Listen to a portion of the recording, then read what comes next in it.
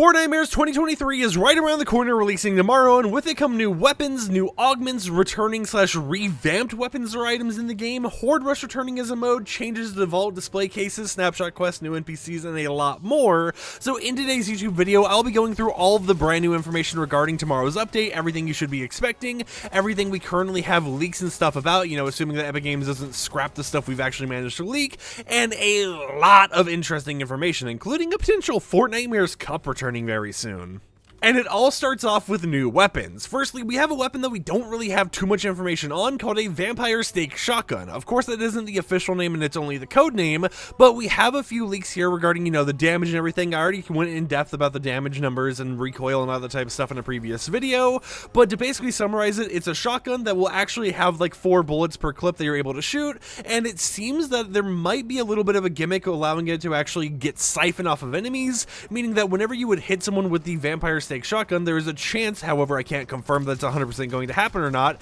that it will give you some of their health back from using just the weapon alone, which would be interesting based on the fact that we've also had siphon shotgun augments in the past or whatever, and instead of using an augment, it's just kind of built into the weapon itself. Now, currently, the actual weapon is only going to drop in rare to mythic rarity, so there won't be a common version, an uncommon version, or anything like that. It is only going to be found in rare or higher. Now, of course, they could have like a common version's ID in the files or whatever else, but it won't actually be obtainable throughout the game at all. And in terms of it having a mythic ID, I think the reason why is because someone like Starfing is actually going to be an NPC we can either buy it from, or will be turned into an NPC that we can actually fight for a chance to obtain it, or it's going to be related to the brand new Vampire Kato Thorn boss that'll be added with the game's update. And if it is added and, is a drop from Vampire Kato Thorn, it's going to be very interesting because that means that Kato Thorn is going to have 2 mythic drops you'll be able to obtain. You'll be able to obtain the mythic Vampire Stake Shotgun, but also the mythic vampire version of the Kinetic Blade, which at least based on leaks and everything else right now, it appears to just be a completely normal Kinetic Blade just with a red theme to it.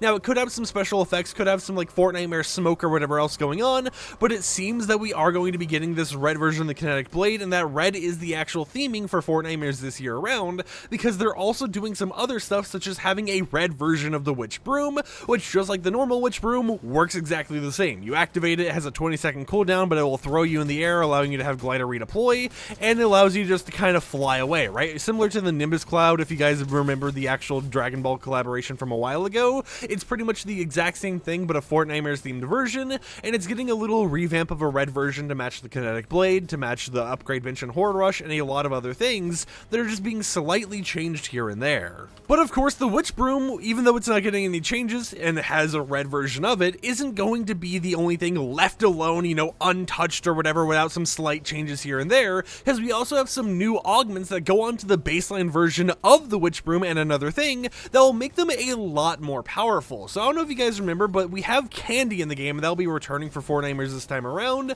and it was something that allows you to have special effects, right? You would eat the candy, you would gain some health or shield, but you'd also get effects such as, like a low gravity effect, or being able to use the 0-point crystal dash, tons of little effects here and there like that. Well, it appears that the candy are actually going to be a lot more useful because a new augment releasing of the v26.30 update is called Trick or Treat, which makes it so all candy will give you plus 10 extra healing on top of the effects it gives you, and on top of all of the little bonuses and everything else here and there, it will heal you for more than before, which is a really nice thing to see because it just means that candy, which is, typically really abundant during the Fortnitemares time, is going to be a lot more useful, assuming you use some augment synergies and combinations here and there. And then we also have the Witchy Warrior augment, which makes it so that the Witch Broom cooldown is 20% faster, meaning that instead of having to wait 20 seconds each time you want to use the Witch Broom, you would only have to wait 16 seconds. Now, it is a very short amount of time being decreased here, and it isn't anything too crazy. It's like, oh my god, this is such a game changer, but at the same time, it could be an augment that comes in clutch in various situations when you actually just need to get out of there quicker.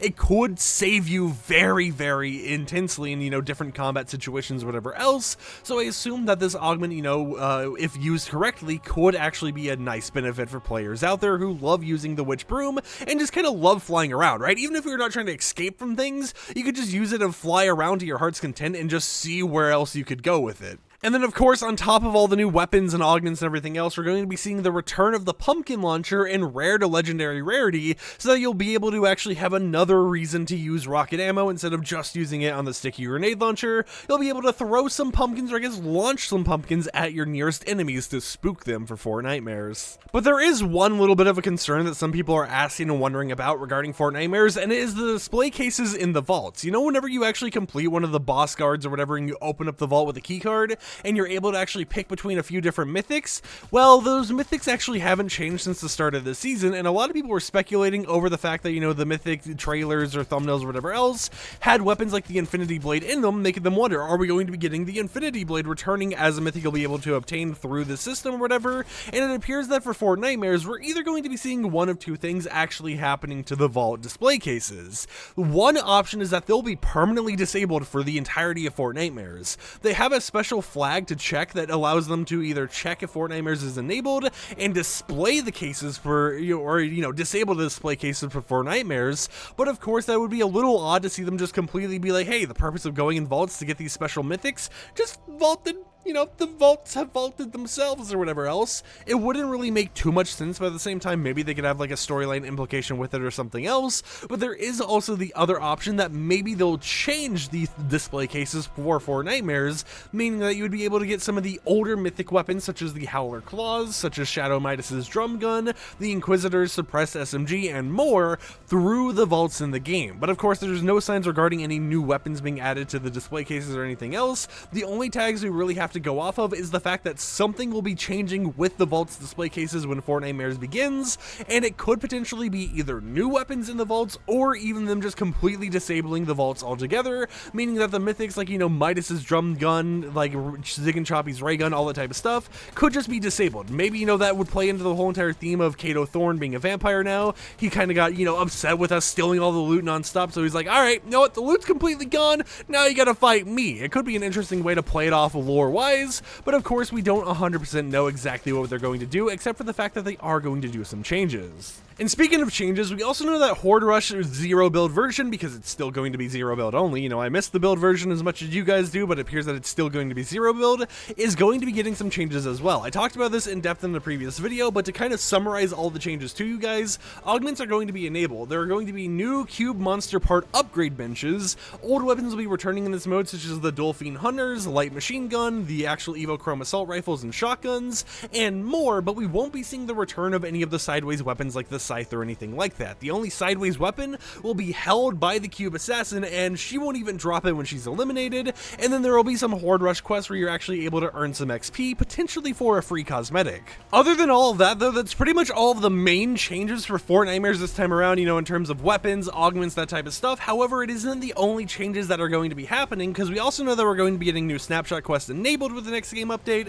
being May's snapshot quest. This also means that May will be added as a character or NPC on the Fortnite Island, which is a medic NPC, meaning that occasionally when you have May hired, they'll go ahead and throw slap splashes down on you so that you gain some extra health. But other than that, there isn't anything too chaotic or crazy going on there. We do have some other new NPCs that we know potentially are going to be added this update due to them having NPC data for this season, and that's Dark Vanguard, Mincemeat, and Victoria Saint. It would make sense because Victoria Saint is related to the whole entire vampire hunter theme or whatever. We also know that Dark Vanguard is just kind of like a space character, so it could match a whole entire cosplay or costume theme for Halloween. And then Mincemeat's Mincemeat. I mean, he's a giant thing of just pie that is rotted with flies over it. It matches Fortnitemares perfectly, okay? It is the perfect Halloween costume to see as an in-game character. It'll be interesting to see what the interactions are with all these characters once they're added, potentially in the next game update. Now, I know there are some people who are mentioning it's like, oh, Agent Jones is planning to return as an NPC or whatever else.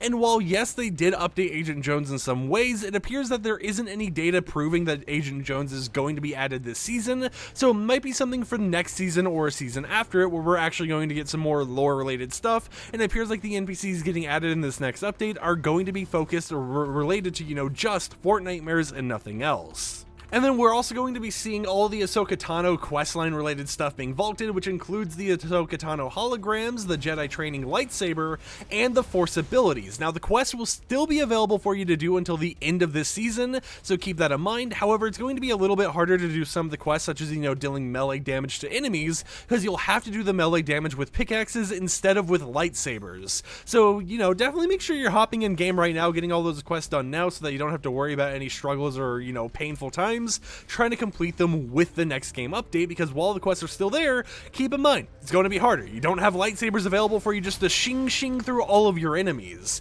We also know that we're going to be getting the final weekly quest, some new encrypted files, and new cosmetics, with most likely encrypted files or, new cosmetics relating to a lava fallen version of Love Ranger and a moisty water version of Fish Stick, based on some NPC dialogue that has recently been added to the game, with this season and everything, when you talk to the normal Love Ranger character with certain characters. So, it's going to be very interesting to see how those characters come into play, if they actually get added, considering they were teased at it from the start of the season, or if they end up being something where Epic Games is like, haha, April Fools in October, and just decide to, just tease it for no reason other than to tease it, and then just to not release it or add it to the files at all. But with that said, yeah, tomorrow's going to be a pretty massive update for people who enjoy Fortnitemares. It's going to have a lot of new stuff coming to it. I have already seen some people being like, oh, so just kind of them remaking old stuff we've already seen a million times before. Hopefully it has more new content or whatever else, and while there are some things being remade here and there, I do think there will be at least one or two new things added with the update, because they usually have at least one new gimmick. I mean, last year, we had the Howler Claws and everything else, so most likely with Fortnitemares 2023, there will be even more stuff on top of what I've already discussed in today's video. But I'd love to hear in the comments down below, what are you guys most excited for when it comes to the Halloween timing in Fortnite? Are you excited for any potential collaborations? Are you hoping there's any crazy stuff happening, any XP glitches or whatever else happening on the Fortnite Island? And I'll catch you guys a little bit later with a showcase of all the new cosmetics added in the Fortnitemares 2023 update. Peace out.